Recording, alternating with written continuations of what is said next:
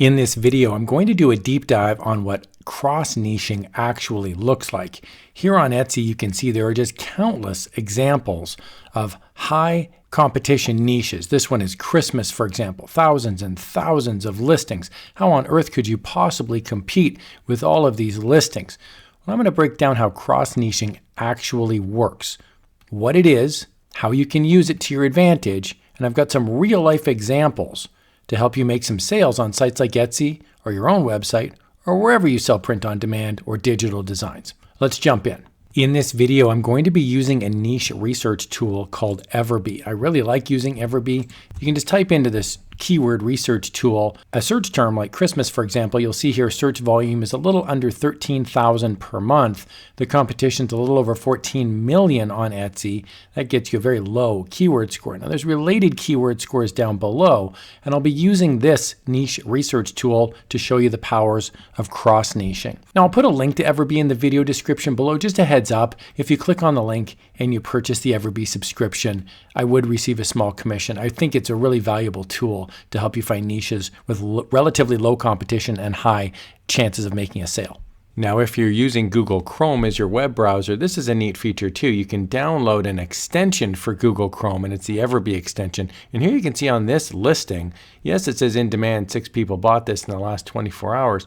But you can see as well right here, there's EverBee statistics that come up. We're able to see the monthly sales, the total sales, even the views and the conversion rate.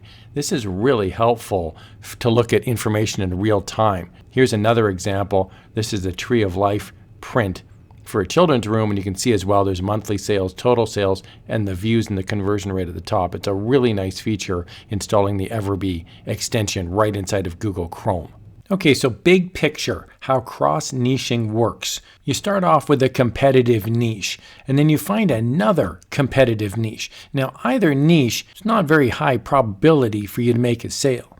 But if you combine the keywords, you mix them together, you're going to get this little overlap. And it's represented here by the purple overlap in this Venn diagram. And that represents a possible opportunity for you to make some sales. So I'm going to show you some examples of this right now. Okay, so the first high competition keyword is cat. When I type that in, you'll see the search volume on EverBee is pretty good, 6,700 per month of search volume. Competition's huge, a little over 2 million listings. That gets us a very low keyword score. So cat in and of itself is not a great keyword. When I type in suncatcher, it's the exact same thing. The search volume is pretty good at around 2,000 per month, but the competition's really huge. But what if somebody was searching for a cat suncatcher? The combination of the two actually is pretty good. So a lot of people searching for cat suncatchers, and the competition is a little over 6,000. That gets you a pretty good keyword score of 110. You can see down below, there's related keywords that get you sometimes an even higher keyword score. So let's go on to Etsy and see what's up with cat suncatchers.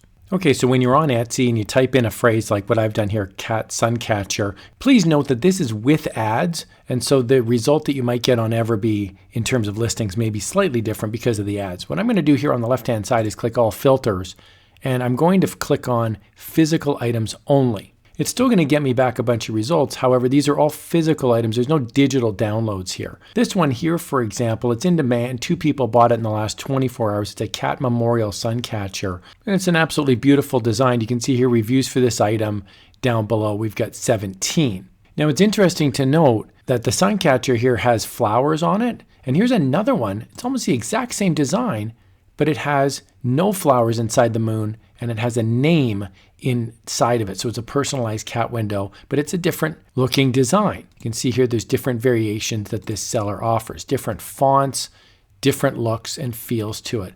10 views in the last 24 hours, and you can see reviews for this item down below, 107.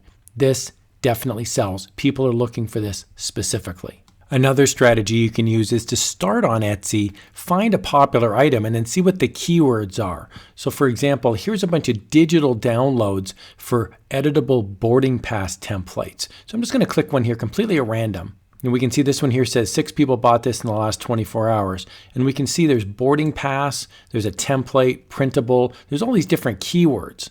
And so what you can do is go into EverBee and type in the phrase. So in this example, boarding pass, you'll see there's about 800 search volume, about 16,000 competition. That gets you a pretty decent keyword score of 50, but then you can also type in other pieces to it, additional phrasing, an editable boarding pass, for example, a boarding pass SVG, a printable boarding pass.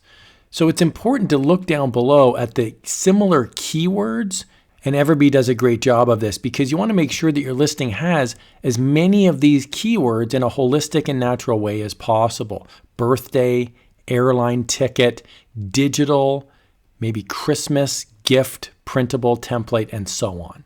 Here's another one. This is an Air Canada custom boarding pass printable airline ticket. It's $6. It's a digital download.